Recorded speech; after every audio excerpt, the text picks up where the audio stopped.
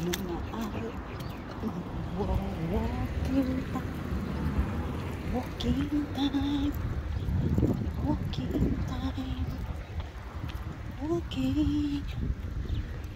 Kuha tayo ng sweldo at medyo mahangin na may halong alikabok.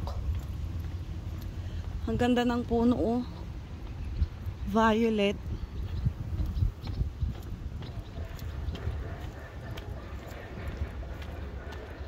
Kukuha tayo ng sweldo.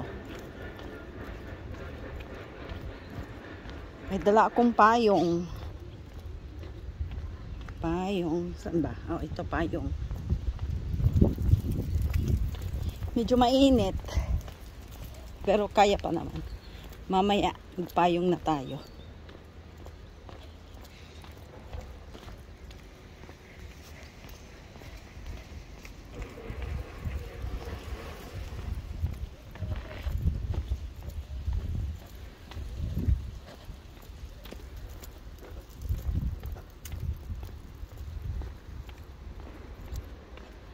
We'll be ready.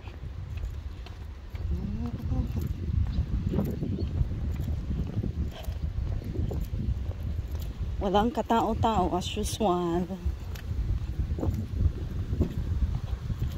Lahat ng tao is nasa trabaho. Actually, ang mga Israeli workaholic sila, guys. Kahit na pensioner na sila, tumatanggap pa rin sila ng mga trabaho. Tulad ng anak ni Lola, pensioner na yun.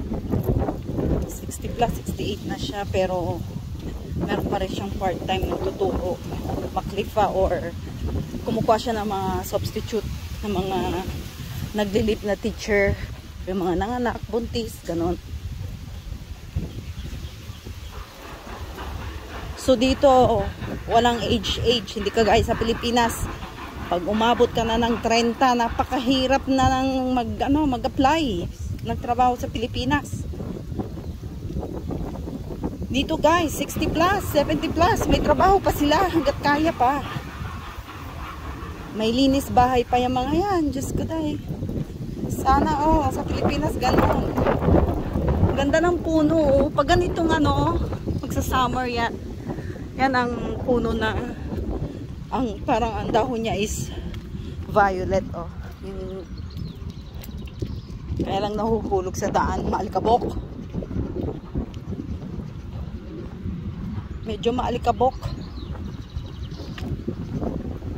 Kaya maraming inuubo ngayon, maraming hindi maganda ang kondisyon ng mga matandanda. Kaya kahit ganito na may hangin, hindi ko muna nilalabas si Lola. Mahirap na. Matanda na kasi siya. Madali na siyang dapuan ng sakit. Sa mga 95 years old, nakakatakot na rin. Siyempre, buhayin ng matagal pang alaga natin para meron pa tayong visa.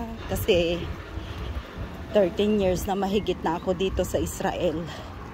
So, pag 13 years mahigit na, mahirap nang makahanap ng employer and special visa na. Mahirap na ang special visa kasi 13 years na mahigit. Ganun.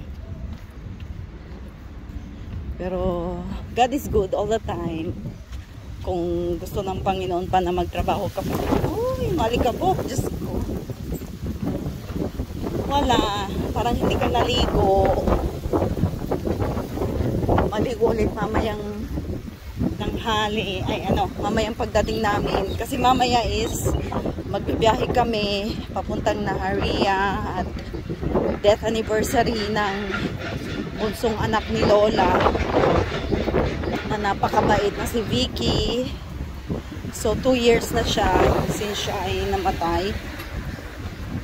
Sayang na mawala yung napakabait na anak. Ang bait nun, guys. Bakit ba ganoon? Kung sino mabait, siya yung nauunang nawawala, no? Sayang naman talaga. Hindi sa yung mabait na yung nagbibigay lagi. Pero ramdam mo sa isang tao kung siya ay mabait o hindi. Yung walang halong kaplastikan ba. Matapang siya na mas strict noong una. Syempre, nakikiramdam lang naman siya sa caregiver bago lang ako. Pero how many months naman, medyo okay na yung relationship namin sa kanya.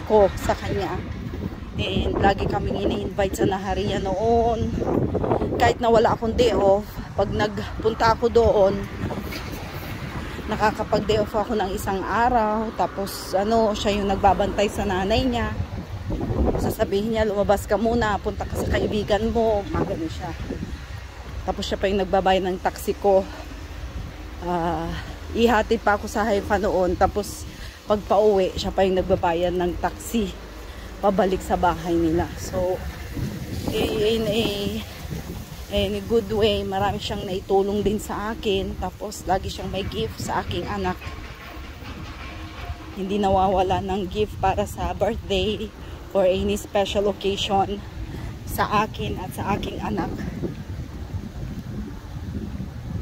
Kakalungkot. Kung sino yung very close sa akin na anak, siya yung nawala. Masakit din sa dibdib kasi syempre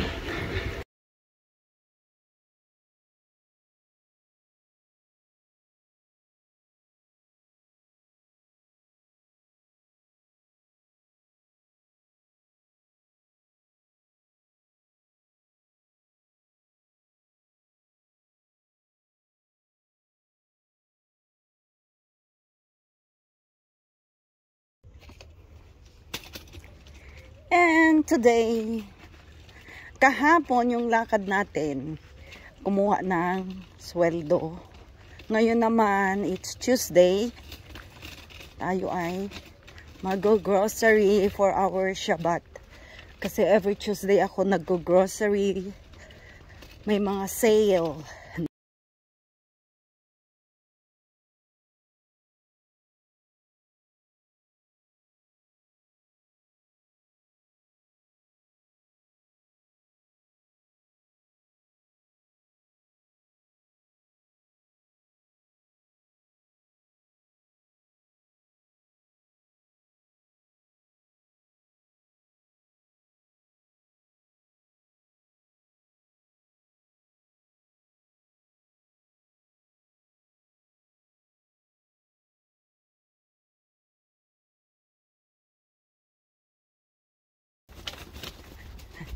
Ayun, nagchismisan muna kami ng aking kaibigan, kapwa caregiver. Kasi merong bagong caregiver dito, malapit sa akin. Tapos, nag-iipon siya ng bote, binibigay niya sa akin. O, diba? O, di, may ibebenta ako ngayon na bote. Very supportive sila sa aking pagbubuti. At hindi ko kinakahiya yan, guys, yung magbenta ng bote. Kasi malaki ang pera dito sa bote, guys, tsaka hindi mahirap magbenta. Machine yung pinagbebentahan namin. Unlike sa Pilipinas, mahirap mag-ano ng bote. Pero actually sa Pilipinas, teacher yung asawa ko. Nag-iipon kami, guys, ng mga coupon ban na plain. Tapos inipon namin sa isang sako, ganyan. Tapos kinikilo, pinapakilo namin. O, di ba, makaka 400 pesos ka noon sa isang anong tawag doon, sack na mga coupon ban, yung mga pinagtesa ng mga estudyante niya. Basta plain sa likod, may sulat sa harap, tapos sa likod plain, ganon. Tinatanggap nila yon. O, di ba? Sa Pilipinas, na-try din namin yun kasi sayang din. Teacher ang asawa ko, ang dami niyang coupon ban na nakatambak lang. So, di-benta na namin. Pero yung bote, hindi sa Pilipinas. Mahirap kasi. Pero dito, guys, ang bote, yan, mga backbook na mga Coke. Bottle ng Coke.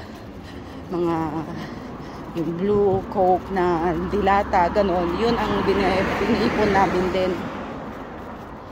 So sana hindi siya close kasi dinaanan ko yung bote. Actually may bote pa ako doon sa bahay.